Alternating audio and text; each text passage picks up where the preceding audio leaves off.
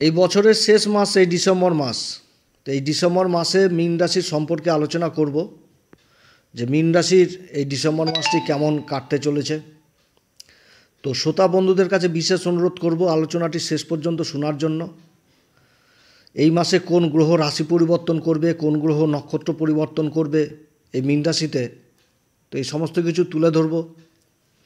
মীন রাশির শরীর স্বাস্থ্য কেমন যাবে, সন্তানের দিক থেকে কেমন যাবে, প্রেম ভালোবাসার দিক কেমন যাবে, দাম্পত্য জীবন কেমন যাবে, ভাগ্য কীরকম সঙ্গ দিবে, কর্মজীবনটাই বা কেমন যাবে। তো এই সমস্ত কিছু আজকে ধাপে ধাপে আলোচনার মাধ্যমে তুলে ধরব। তবে আলোচনাটি এগিয়ে নিয়ে যাওয়ার পূর্বে সমস্ত দর্শক বন্ধুদের আমাদের এই অ্যাস্ট্রো এস এম বাংলা চ্যানেলের মাধ্যমে নমস্কার জানাচ্ছি, এবং সমস্ত দর্শক যারা বহুদিন ধরে আমাদের প্রোগ্রাম দেখছেন এখনও পর্যন্ত সাবস্ক্রাইব করেননি, তাদের কাছে বিশেষ অনুরোধ করব চ্যানেলটি সাবস্ক্রাইব করার জন্য। যদি আজকের অনুষ্ঠান ভালো লাগে তাহলে অবশ্যই লাইক, শেয়ার, কমেন্ট করবেন। আমি আমার দর্শক বন্ধুদের কোনো রকম বিভ্রান্তির মধ্যে রাখতে চাই না। এটা গ্রহদের গোচরের অবস্থানের ফল প্রকাশ করছি। এটা কোনো ব্যক্তি বিশিষ্ট আলোচনা নয় যে কারো কুষ্টি ধরে আলোচনা করব, সেটা না। এটা গ্রহদের যে অবস্থান হচ্ছে ডিসেম্বর মাসে তার উপরে এটা আলোচনা করা হচ্ছে, এটা কোনো ব্যক্তিকে নিয়ে আলোচনা নয়। তবে আমি বিশ্বাস করি যে আলোচনার মাধ্যমে মীন রাশি কিছুটা হলেও আগামীতে উপকৃত হবে। তো আজকের আলোচনাটি চন্দ্ররাশি অনুসারেই আপনারা দেখবেন। মীন রাশির ক্ষেত্রে গ্রহদের অবস্থান হচ্ছে এইরূপ। ডিসেম্বর মাসে গ্রহদের যে মানচিত্র উঠে এসছে তাতে রাশির উপর অবস্থান করছে রাহু। রাহু বর্তমানে শনিদেবের নক্ষত্র উত্তরা ভাদ্রপদে রয়েছে। আর রাশির যেটা তৃতীয় ঘর সেটা হচ্ছে বৃষ রাশি। এই ঘরে অবস্থান করছে রাশির অধিপতি দেবগুরু বৃহস্পতি, এবং দেবগুরু বৃহস্পতি এই 28শে নভেম্বর আবার নক্ষত্র পরিবর্তন করেছে, প্রবেশ করেছে রোহিণী নক্ষত্রে বক্রী অবস্থায়। মীন রাশির ক্ষেত্রে মঙ্গল হচ্ছে কারক গ্রহ, ধনসম্পত্তির ঘরের অধিপতি এবং ভাগ্যের ঘরের অধিপতি। তবে নীচ অবস্থায় পঞ্চম ঘরে অবস্থান করছে, অর্থাৎ একটি ত্রিকোণের অধিপতি আরেক ত্রিকোণে যে অবস্থান করছে। তো কর্কট রাশিতে এই সময়কালে মঙ্গল বলও পাচ্ছে, কারণ রাশির অধিপতি যেহেতু চন্দ্রের নক্ষত্রে রয়েছে আর চন্দ্রের রাশিতেই মঙ্গল অবস্থান করছে, তাহলে নক্ষত্রের দিক থেকে রাশির ফল দিবে। অর্থাৎ এই সময় মঙ্গল কিছুটা বল পাচ্ছে দেবগুরু বৃহস্পতির মাধ্যমে। তবে আবার এই মঙ্গলের উপর রাহুর দৃষ্টি রয়েছে। তো মঙ্গলের উপর রাহুর দৃষ্টি রয়েছে, আবার কর্কট রাশির উপরও কিন্তু রাহুর দৃষ্টি রয়েছে পঞ্চম ঘরে। ষষ্ঠ ঘর যেটা কন্যা রাশি, যেটা মীন রাশির ক্ষেত্রে পড়ছে হচ্ছে সপ্তম ঘরে। তো এই ঘরে অবস্থান করছে আবার কেতু। নভেম্বরের 11 তারিখে আবার কেতু নক্ষত্র পরিবর্তন করলো। আগে হস্তা নক্ষত্রে ছিল, এবার সূর্যদেবের নক্ষত্র উত্তরা ফাল্গুনিতে প্রবেশ করলো। তো কেতুর এই নক্ষত্র অবস্থান আগের থেকে যথেষ্ট ভালো, কারণ হস্তা নক্ষত্রে যে অবস্থান করছিল এই অবস্থানটা কেতুর জন্য ভালো ছিল না। কারণ হস্তা নক্ষত্রের অধিপতি হচ্ছে চন্দ্রমা। তো কেতু দ্বারা কিন্তু চন্দ্রমা আরও বেশি পীড়িত হয়ে গেছিল। একে তো রাহুর দৃষ্টি পড়ছে পঞ্চম ঘরে, যেটা কর্কট রাশি, তারপর আবার রাশির উপরেই কিন্তু রাহু অবস্থান করছে, তার সাথে সাড়ে সাথী চলছে। অর্থাৎ চন্দ্র কিন্তু খুব পীড়িত হয়েছিল, চন্দ্রটা প্রচণ্ড দুর্বল ছিল। এবার কেতুর যেহেতু প্রভাবটা চলে যাচ্ছে চন্দ্রের উপর দিয়ে, কিছুটা হলেও কিন্তু মানে চন্দ্র একটু হলেও একটু বল পেল আর কি। এক কথায় যে 100 ভাগ পীড়িত ছিল এবার 75 ভাগ পীড়িত। কিন্তু মানসিক টেনশন, অশান্তি এগুলো থাকবে যেহেতু সাড়ে সাথী চলছে। আবার এই কেতুর উপর এবার দেবগুরু বৃহস্পতির দৃষ্টি পড়ছে, তাহলে কেতুর সাথে দেবগুরু বৃহস্পতি নবম পঞ্চম যোগ তৈরি হচ্ছে, এটা যথেষ্ট ভালো। রাশির নবম ঘর যেটা হচ্ছে বৃশ্চিক রাশি, এই ঘরে সূর্য অবস্থান করছে 15 তারিখ পর্যন্ত, এবং 15 তারিখের পর সূর্য আবার রাশি পরিবর্তন করে কর্মের ঘরে অবস্থান করবে, যেটা হচ্ছে ধনু রাশি। এবং 15 তারিখ পর্যন্ত তাহলে বুধ এই বৃশ্চিক রাশিতে অবস্থান করছে সূর্যের সাথে। তো সূর্য আর বুধের মধ্যে জুতিতে তৈরি হলো বুধাদিত্য যোগ।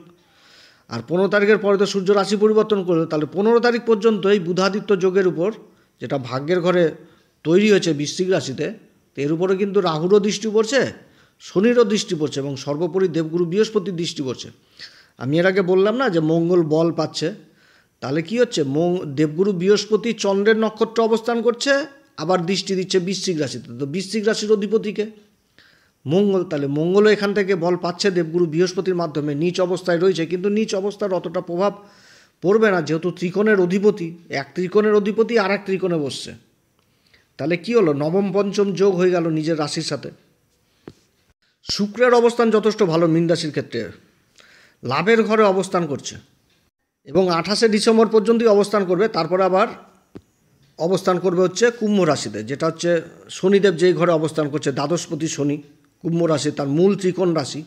তো এই ঘরে শনিদেব অবস্থান করছে এবং শনির সাথে সেই সময় আবার শুক্রের জুতি হবে। আর শনি বর্তমানে তো মার্গী হয়ে গেছে শতবিশা নক্ষত্রে। আর এই 27শে ডিসেম্বর শনিও আবার নক্ষত্র পরিবর্তন করে প্রবেশ করবে এই মীন রাশির অধিপতি দেবগুরু বৃহস্পতির নক্ষত্র পূর্বা ভাদ্রপদে। তো সেই সময় বিশেষ আলোচনা করব। তো এই রূপ হচ্ছে এই মীন রাশির ক্ষেত্রে গ্রহদের অবস্থান এই ডিসেম্বর মাসে। তো সবার প্রথম বলবো হচ্ছে মীন রাশির শরীর স্বাস্থ্য নিয়ে ডিসেম্বর মাসটা কেমন যাবে। মঙ্গল পঞ্চম ঘরে অবস্থান করছে, আবার এই মঙ্গলের উপর রাহুর দৃষ্টি রয়েছে, তার সাথে আবার রাশির অধিপতি দেবগুরু বৃহস্পতি তৃতীয় ঘরে অবস্থান করছে। অর্থাৎ রাহুর দৃষ্টি মঙ্গলের উপর পড়ার দরুন একটা কিন্তু অঙ্গারক যোগ তৈরি হয়েছে পঞ্চম ঘরে। তো শরীর স্বাস্থ্যের দিকে কিছুটা হলেও এই সময়কাল এই ডিসেম্বর মাসে মীন রাশির যথেষ্ট সমস্যা তৈরি হবে। এই সময়কালে বিশেষ করে যারা গর্ভবতী মায়েরা তারা কিন্তু নিজের শরীর স্বাস্থ্যের দিকে যথেষ্ট খেয়াল রাখবেন। তাছাড়া রক্তজনিত সমস্যায় যারা ভুগছেন তাদের কিন্তু সমস্যা বৃদ্ধি হওয়ার প্রবল সম্ভাবনা থাকছে। যারা দাঁতের সমস্যায় ভুগছে, চোখের সমস্যায় ভুগছে, তাদেরও কিন্তু যথেষ্ট খেয়াল রাখতে হবে। নিজের খাওয়া দাওয়ার দিকেও যথেষ্ট খেয়াল রাখতে হবে এই ডিসেম্বর মাসে।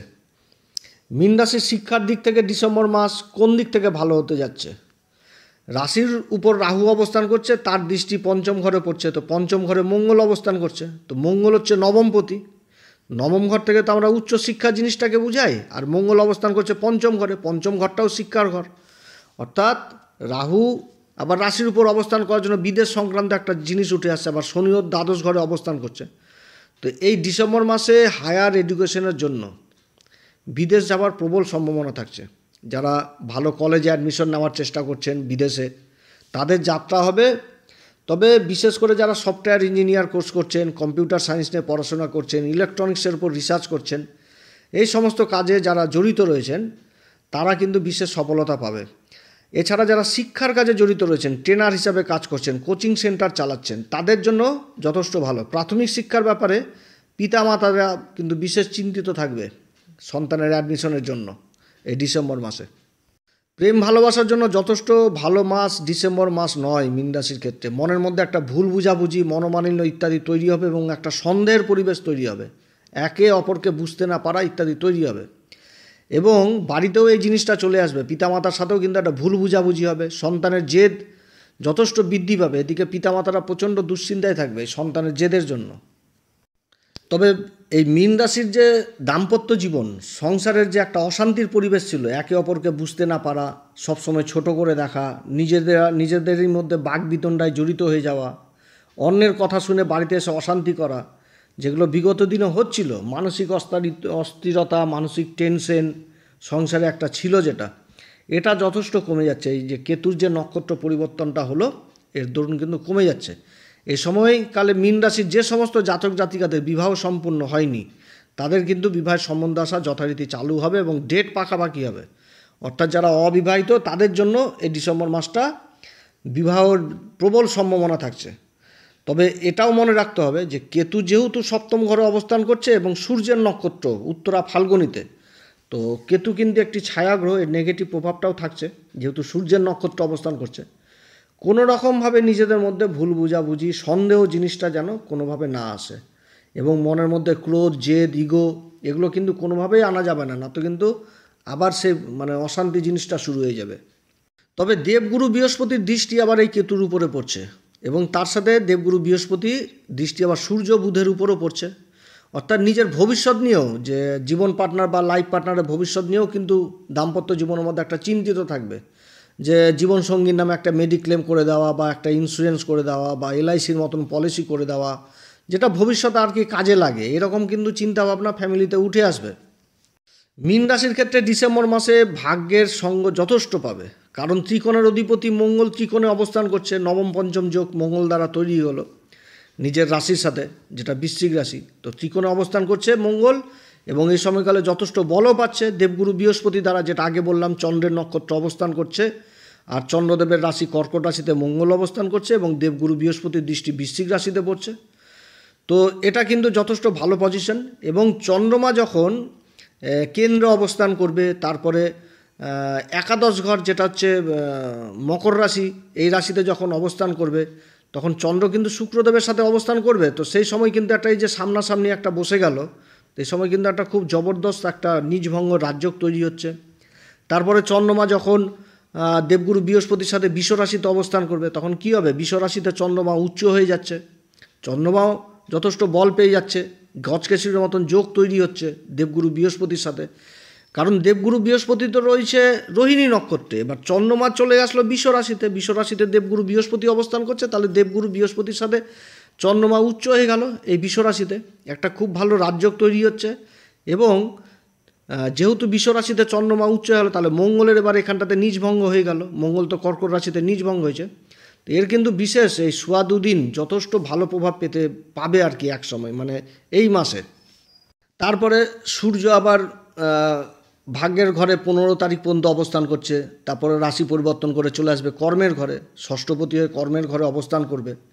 এবং ভাগ্যের ঘরে বুধের অবস্থান, এবং বুধের উপরে দেবগুরু বৃহস্পতির দৃষ্টি। অর্থাৎ এই ডিসেম্বর মাসে ভাগ্যের সঙ্গটা পাবে, মীন রাশি পাবে ভাগ্যের সঙ্গটা, 7.5 চলছে, তার মধ্যে বিশেষ ভাগ্যের সঙ্গ পাবে। এবং বিগত মাস যে কয়েক মাসে পেন্ডিং হয়েছিল কাজপত্র, সেই কাজগুলো ভাগ্যের সাপোর্টে যথেষ্ট এগিয়ে যাবে। অর্থাৎ যেটা অপ্রত্যাশিত ছিল যে কোনোভাবেই এই কাজটা সম্ভব না, এরকম কাজ কিন্তু সম্ভব হওয়ার প্রবল সম্ভাবনা থাকছে এই ডিসেম্বর মাসে। মীন রাশির ক্ষেত্রে কর্মজীবনটা এই ডিসেম্বর মাসে কেমন থাকবে, এটাই আজকে বিশেষভাবে আলোচনা করব। মীন রাশির অধিপতি হচ্ছে দেবগুরু বৃহস্পতি, তৃতীয় ঘরে অবস্থান করছে, যেটা হচ্ছে কমিউনিকেশন, যোগাযোগের ঘর, এবং অবস্থান করছে চন্দ্রের নক্ষত্র রোহিণী নক্ষত্রে। এবং শনিদেব বক্রী অবস্থা থেকে মার্গী অবস্থায় চলে এসছে, এবং রাহুর নক্ষত্র অবস্থান করছে। আর 27 তারিখে তো শনি আবার নক্ষত্র পরিবর্তন করবে, এবং রাহু আবার রাশির উপরে অবস্থান করছে। তো রাশির উপর অবস্থান করছে আবার শনিদেবের নক্ষত্র উত্তরা ভাদ্রপদে। তার সাথে দুটি গ্রহ আবার ভাগ্যের ঘরে অবস্থান করছে, বুধ আর সূর্য। 15 তারিখে সূর্য আবার কর্মের ঘরে চলে আসবে, আর শনি দ্বাদশ ঘরে মার্গী হয়ে গেছে। তো দ্বাদশ ঘর থেকে আমরা বিদেশ জিনিসটাকেও দেখি, নবম ঘর থেকে বিদেশ জিনিসটাকেও দেখছি, আবার তৃতীয় ঘর থেকে আমরা পরিবর্তন জিনিসটাকেও দেখছি। অর্থাৎ এই ডিসেম্বর মাসে যারা বিদেশ সংক্রান্ত কাজে জড়িত রয়েছেন তাদের কাজগুলো যথেষ্ট ভালো হবে, বা যারা বিদেশে যাবার চেষ্টা করছে, যারা ইম্পোর্ট এক্সপোর্টের কাজে জড়িত রয়েছে, বা বিদেশেই যারা কর্মরত, তাদের জন্য যথেষ্ট ভালো হতে যাচ্ছে। বিদেশ যাওয়ার যত রকম সমস্যা, সব সমস্যা দূর হবে। যারা ট্যুর অ্যান্ড ট্রাভেলিংয়ের কাজে যুক্ত রয়েছেন তাদের জন্য যথেষ্ট ভালো সময়। মোট কথা, যে যোগগুলো তৈরি হয়েছে যথেষ্ট ভালো যোগ। 15 তারিখ পর্যন্ত সূর্যের যে অবস্থান, আর 15 তারিখের পরেও যে সূর্যের অবস্থান দশম ঘরে, এবং দেবগুরু বৃহস্পতির রাশি ধনু রাশিতে অবস্থান করবে, তো এই সময়কালে কর্মের যথেষ্ট উন্নতি হবে। যারা সরকারি কিংবা বেসরকারি কর্ম পাওয়ার চেষ্টা করছেন, কর্মলাভের সম্ভাবনা তৈরি হয়েছে।